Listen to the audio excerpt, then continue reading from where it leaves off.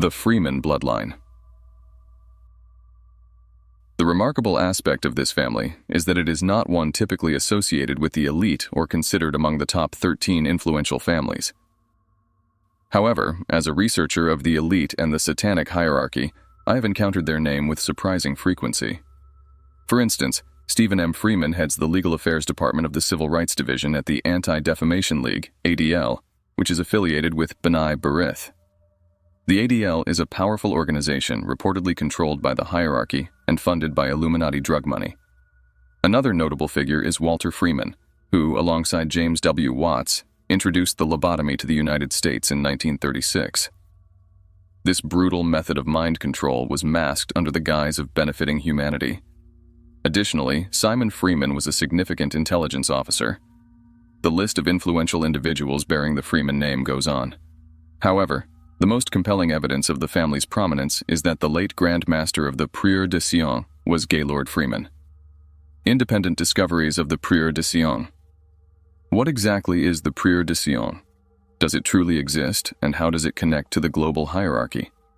The Prieur de Sion, or Priory of Sion, remained unknown to the general public until 1982, when Michael Bejean, Richard Lee, and Henry Lincoln co-authored a book titled Holy Blood, Holy Grail. This work provided historical evidence suggesting that the Prieur de Sion was a powerful organization dating back to the early Crusades in 1099. AD by 1991, additional information about the Prieur de Sion had emerged.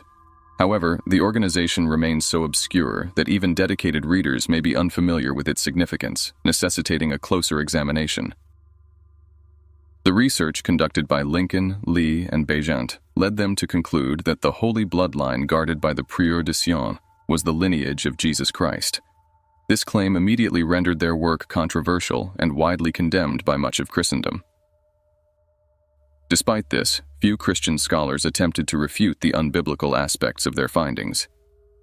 Apart from a couple of brief articles in Christian publications and a small book in England titled The Holy Grail Revealed, most responses dismissed the book as erroneous without providing substantive counterarguments.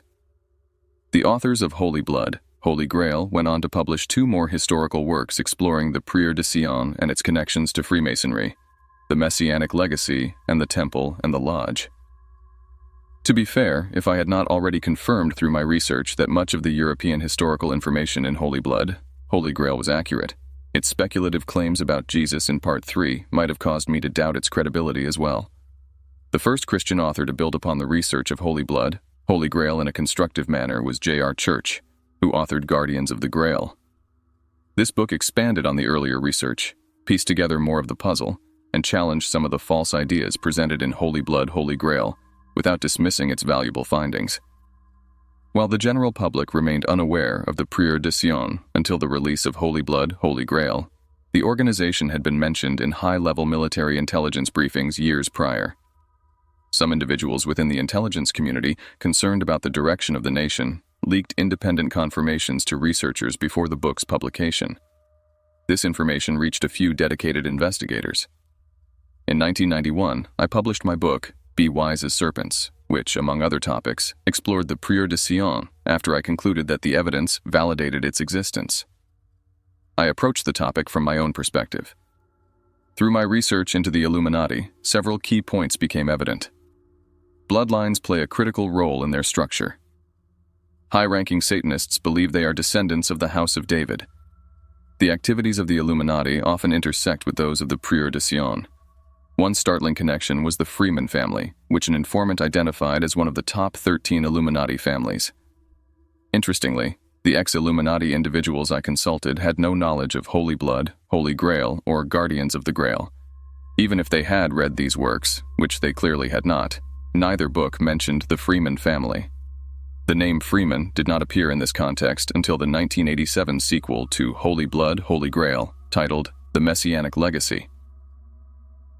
This convergence of independent research from multiple angles, using entirely different sources, reinforces the conclusion that the Prieur de Sion exists and that the Freeman family wields significant power. I have not laid out all the evidence regarding the Prieur de Sion or the Freeman family in detail, and will not do so now. To me, the foundational facts are self-evident. and I prefer to focus on uncovering further knowledge rather than proving what is already apparent. Some individuals remain skeptical regardless of the evidence presented. They will have to remain in their current mindset. Describing the Prieur de Sion. The Prieur de Sion appears to have originated from the collaboration of several powerful bloodlines, including descendants of the Merovingians. These bloodlines encompassed the House of Lorraine, the House of Guise, the Medicis, the Sforzas, the Estes, the Gonzagas, and the St. Clairs, or Sinclairs. The Medicis, notably, have connections to the black nobility. From its inception, the Prieur de Sion has been associated with Hermetic magic, a form of black magic derived from ancient Egyptian practices, as described in the Egyptian Book of the Dead. In the mid-15th century, René d'Anjou, a descendant of the Merovingians, convinced Cosimo de' Medici to establish a secular library at San Marco around 1444. This library housed works by Plato, Pythagoras, and texts on Hermetic magic. Previously, the Catholic Church controlled most libraries. The Medici library helped ignite the Renaissance, sparking a revival of humanism and occult knowledge. During the Middle Ages, witchcraft and mystery religions had significantly declined, necessitating a rediscovery of ancient teachings. Ironically, the establishment labeled this period the Dark Ages and inaccurately depicted it as a time devoid of learning.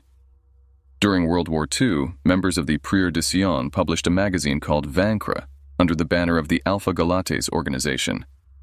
This publication featured articles on Atlantis, Theosophy, Celtic traditions, and other esoteric topics. It also advocated for a united Europe. Robert Schuman, associated with Vaincre, later became a key architect of the European Economic Community, EEC. The Prieur de Sion also circulated an internal magazine titled Circuit, an acronym for Chivalry of Catholic Rules and Institutions of the Independent and Traditionalist Union. A 1956 issue of Circuit promoted a 13-sign zodiac over the traditional 12-sign system, and subsequent editions referenced Vaincre. The magazine claimed to use hidden meanings in its articles. One cryptic statement declared, "We are not strategists, and we stand above all religious denominations, political perspectives, and financial matters. We give to those who come to us moral aid and the indispensable manna of the Spirit." Another article proclaimed, "Except through new methods and new men, for politics are dead." The curious fact remains that men do not wish to recognize this. There exists only one question: economic organization. Dr. Otto von Habsburg, a descendant of the Merovingians and a Knight of Malta, led Pan-Europa, an organization working toward a unified Europe. Its emblem featured a Celtic cross within a circle. The first identifiable historical connection to the Prieur de Sion occurred during the Crusades when Jerusalem fell to the Crusaders. An abbey of monks, formerly associated with Peter the Hermit, was established at the Abbey of Notre-Dame de Mont de Sion outside Jerusalem. This abbey founded the Ordre de Sion, which evolved into the modern Prieur de Sion. The Ordre de Sion was openly active for several centuries, but became entirely secret after the 13th century. It briefly re-emerged during the 1960s and 1970s, only to return to secrecy in 1984. The original group of monks who formed the order were reportedly led by Ursus, a member of the Merovingian bloodline. The Prieur de Sion was initially granted a place at Orval in France before apparently deciding to relocate to the Holy Land. This organization wielded significant power behind the scenes, even influencing who would ascend the throne of Jerusalem. Their first chosen leader was Godefroy de Bouillon. The Ordre de Sion, later known as the Prieur de Sion, established the Knights Templar as their military order. Louis VII of France became indebted to the Knights Templar, and in return for their support, he set up branches of the Ordre de Sion at the Priory of St. Sampson and a smaller priory at Mount of Sion in Orléans, France, where he established 26 men in 2 groups of 13. In 1188, the Ordre de Sion allowed the Knights Templar to operate independently, a decision that eventually led to complications. The story of the Knights Templar is deeply intertwined with the origins of modern international banking. They became the first European-wide international bankers, a legacy that ties into today's global financial systems. When the Knights Templar diverged from the Ordre de Sion, the latter rebranded itself as the Prieur de Sion. It also operated under the names Ormus and Rose-Croix. The Prieur de Sion is closely linked to the formation and guidance of the Rosicrucians and Freemasons. Chapter 12 of Be Wise as Serpents details how the Prieur de Sion established the Scottish rite of Freemasonry. In 1613, the House of Lorraine, part of the Prieur de Sion, allied with the House of Stuart. This alliance marked an increased interest by the Prieur de Sion in Scotland, one of the few places where the Knights Templar had flourished after their suppression by papal decree. Scotland, a center of occult traditions, was a hotbed of esoteric activity and has played a significant role in New World Order conspiracies for centuries. When the Prieur de Sion went underground, they reportedly stored their archives in secret rooms beneath the Chapel of St. Catherine at the castle in Gisors, northern France. These archives, allegedly housed in 30 coffers, were connected to the local cemetery by a series of secret tunnels. The Merovingian descendants and the Prieur de Sion have maintained and guarded a sacred bloodline carefully cultivated by Satan. Members of this lineage are strategically positioned in key roles throughout society, though many are unaware of their heritage. For example, only specific branches of the Sinclair family have preserved their generational occult knowledge and understand their role in this broader scheme. Over centuries, the Merovingian family tree has expanded into a forest of interconnected bloodlines, including the houses of Habsburg-Lorraine, Plantard, Luxembourg, Montpezat, and Montesquieu, as well as the Freeman family and many others. Be Wise as Serpents revealed for the first time that all presidents of the LDS and RLDS churches are descendants of the Merovingian dynasty.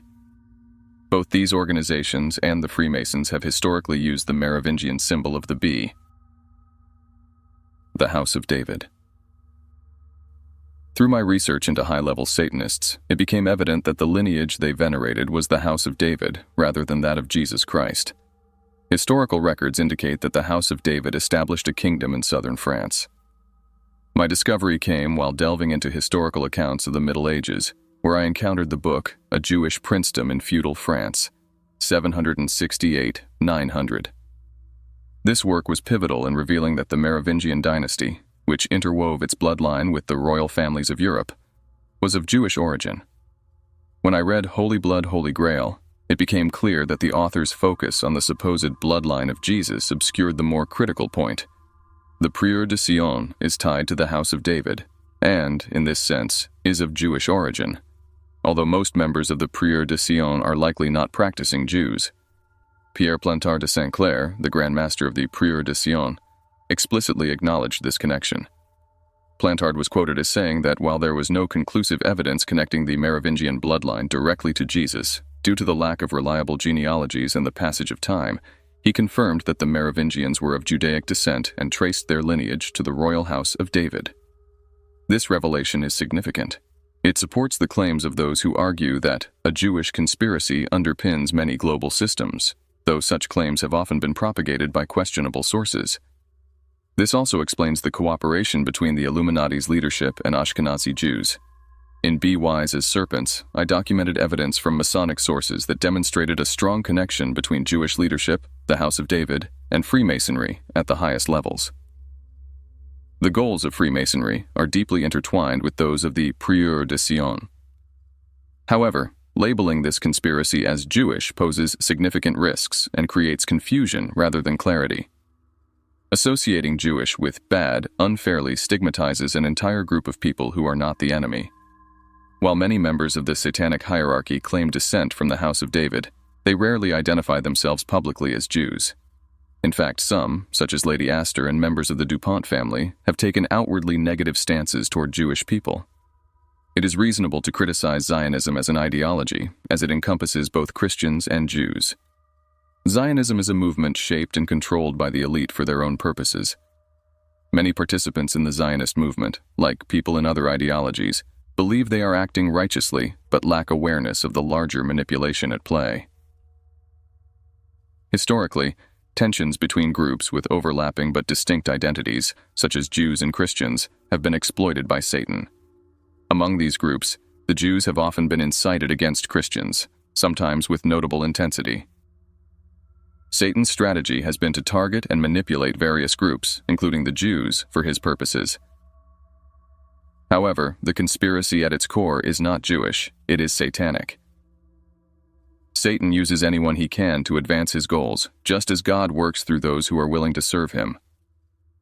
Before passing judgment on others, we must examine our own lives and ensure we are aligned with righteousness. There is a well-known parable about a violin destined to be auctioned off cheaply until a master violinist played a beautiful melody with it. This story reminds us not to dismiss or undervalue individuals. When touched by the master's hand, anyone can become a force for good. The battle against evil is not one of race, but of morality. Even within the so-called evil bloodlines, there are individuals striving to serve the Lord. For example, while the Freeman family is one of the top 13 satanic families, not all Freemans, or even most, are part of the hierarchy. Gaylord Freeman as Grand Master.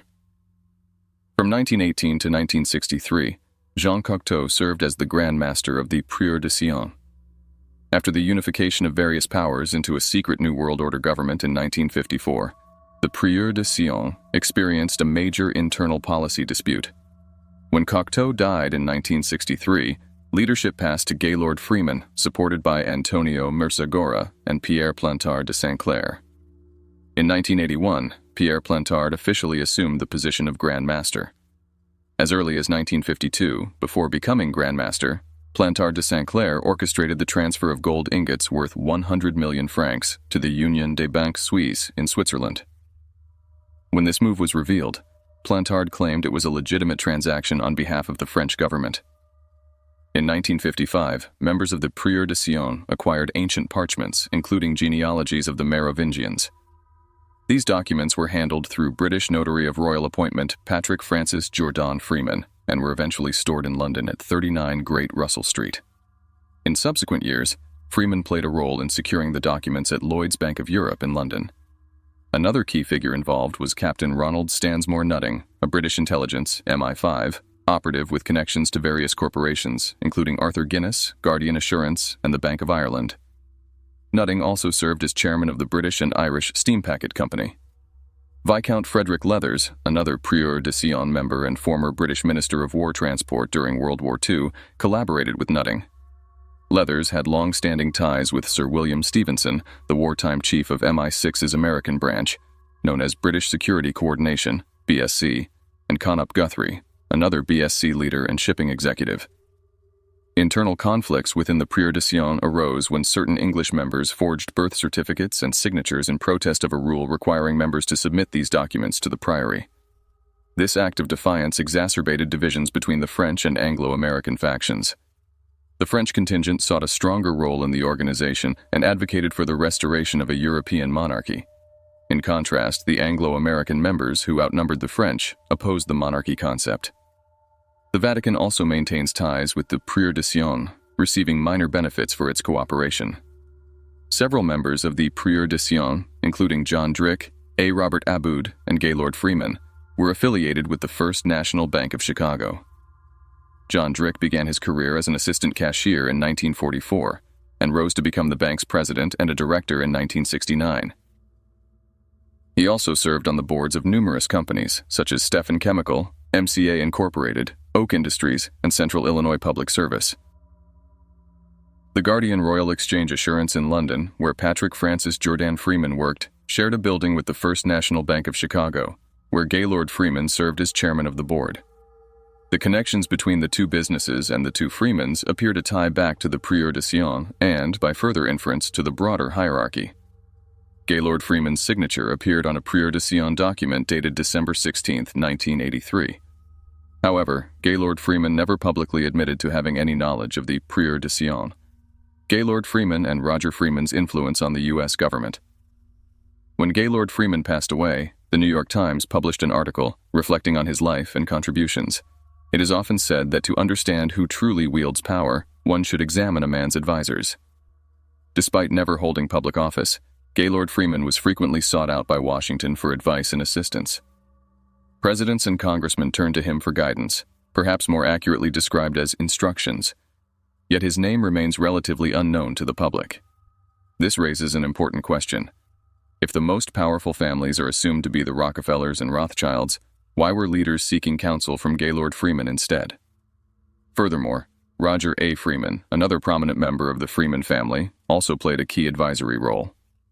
Roger was a senior fellow at the Hoover Institution and served as an advisor to 2 U.S. presidents. Despite this, he remains an obscure figure to most Americans. Another notable Freeman, James D. Freeman, has been a leader within the Unity School. He has authored at least 6 significant books, including Unity School and The Story of Unity. The Unity School, located near Kansas City, has an intriguing history.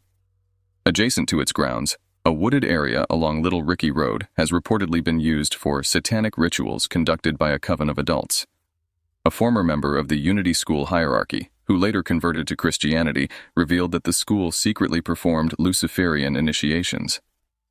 This individual also claimed that Robert Schuller, a 33 RD degree Freemason and a prominent Protestant clergyman, was aware of these rituals yet chose to collaborate with the school by teaching his principles of church growth there. This information has led some to call it the Unity School of Witchcraft, rather than the Unity School of Christianity. Indeed, many witches are said to have been associated with the Unity Church, allegedly working to undermine Christianity from within. The hierarchy is reportedly directing orders to the Unity School, making it plausible that James D. Freeman could be linked to the Freeman family, one of the top 13 Illuminati bloodlines. Some members of the Freeman family have connections to Judaism. For example, Ernest Robert Freeman, an influential Jewish leader in Maryland, has served as director of the Jewish Community Council in his area and president of the Sachs-Freeman Association. The Sachs family, another group tied to the larger conspiracy, further illustrates these connections. Grace Freeman, also Jewish, authored Inside the Synagogue. Meanwhile, some Freemans hold leadership roles in Christian circles. Lee Jackson Freeman, an American Baptist minister and Union Theological Seminary graduate, has served on the executive board of national ministries for the American Baptist Church and participated in ecumenical ministries in Scranton, Pennsylvania. Another figure, R. Lexi Freeman, a Methodist pastor in Nashville, Tennessee, is known to be a Freemason. Origins of the Freeman family. The Freeman surname can be found across multiple unrelated family lines originating in England, France, Germany, and Austria. Howard L. Freeman, a Christian author who critiques the nation's economic system as ungodly, shared insights into his own family history. According to him, his family hails from the English town of Barnstaple, where he was warmly received and treated as a royal guest during his visit. Although the Freemans of Barnstaple provided him with a tour spanning a 50-mile radius, Howard Freeman believed that the origins of the Freeman name predate their settlement in Barnstaple. The historical records mention a member of Parliament named Sam Brooke Freeman, circa 1721 to 1782, during the period when revolutionary plots were being hatched.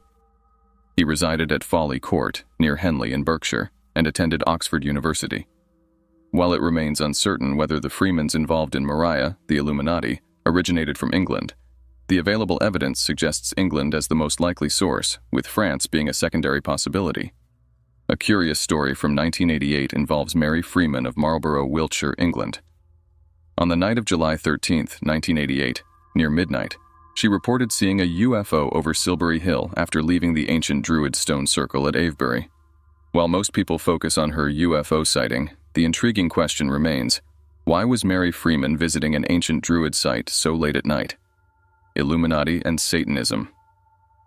Due to limited time, my research into these matters remains incomplete. However, I have identified at least one Freeman within the Illuminati, Orville Freeman, the governor of Minnesota. He notably appointed Walter Mondale as Attorney General at the age of 32, setting Mondale on a trajectory that saw him become the only U.S. senator to serve on the Trilateral Commission. Mondale later ascended to the role of Vice President of the United States, while Orville Freeman held cabinet positions under Presidents Kennedy and Johnson. Another Freeman is listed in secret membership records as having joined the Order of Skull and Bones in 1869. Don Freeman, an author, wrote several books on witches, including Space Witch and Tilly Witch. Yet another Freeman played a pivotal role in establishing the OTO, Ordo Templi Orientis, an organization associated with Hermetic magic and Satanism. In Oregon, certain members of the Freeman family have drawn attention for their involvement in satanic covens. This adds to the evidence suggesting that the family has deep connections to occult activities.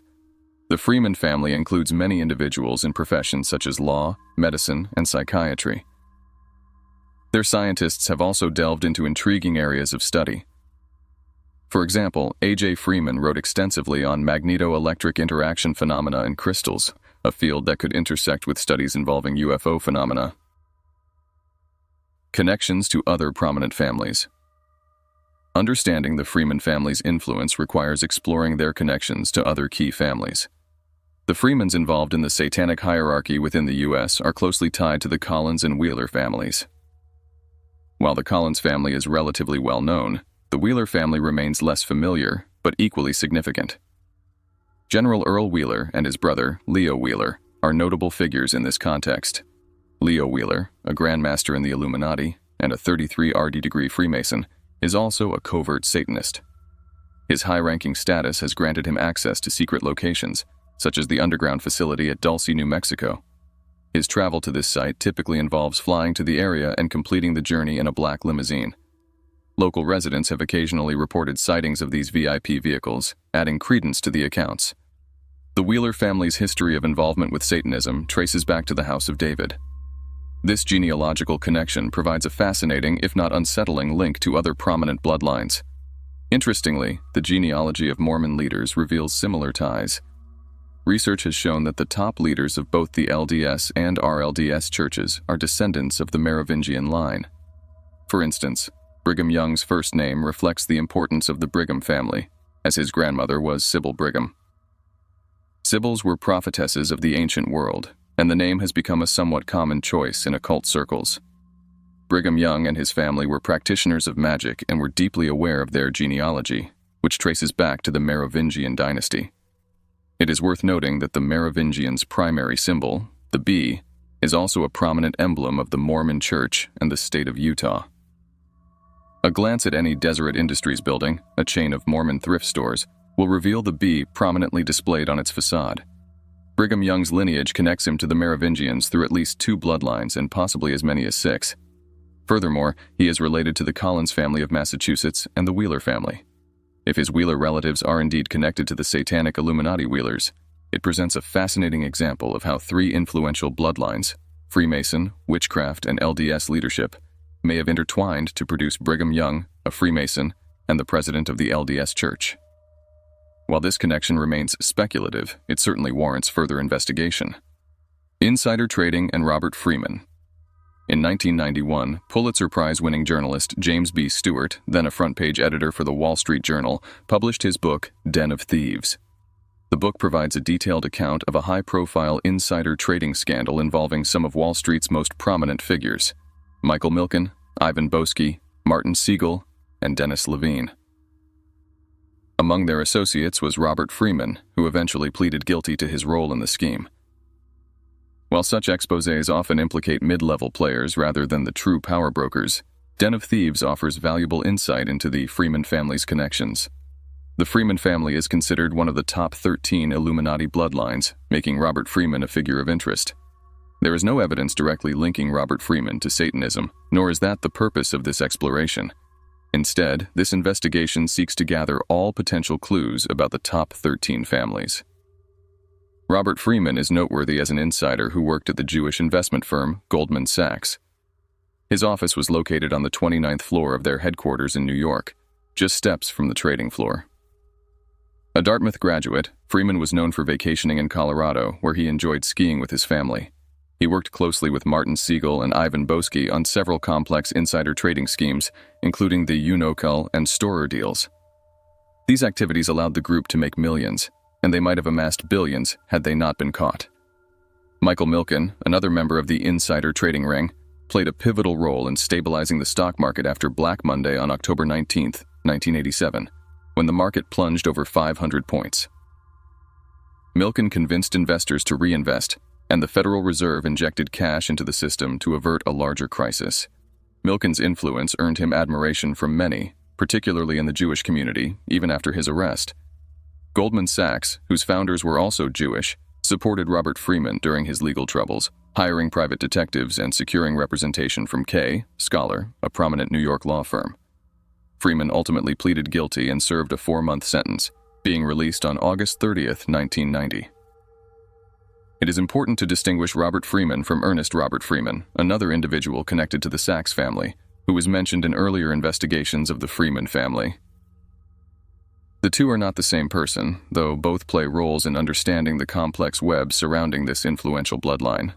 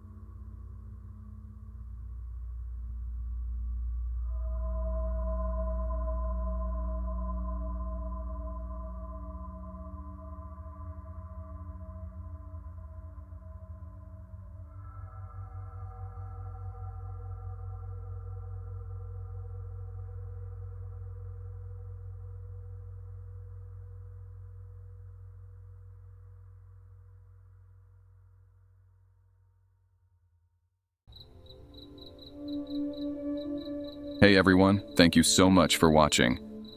Stay safe, and I'll see you in our next video.